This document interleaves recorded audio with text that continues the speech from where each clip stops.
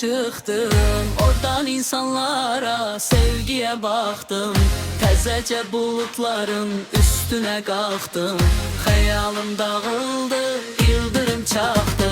Yağıştan tutup göylere çıktım.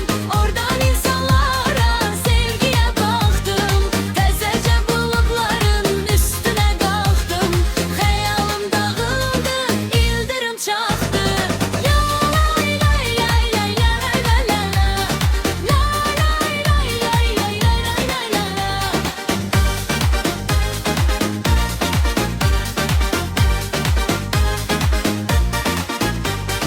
Uzaklarda dilsiz biri sevda çağırdı məni, gedə bilmədim.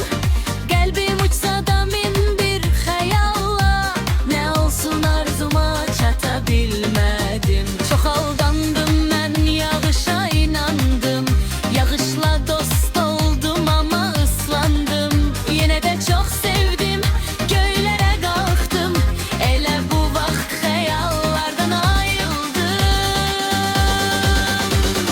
Yağıştan tutup göylere çıktım. Oradan insanlara, sevgiye baktım.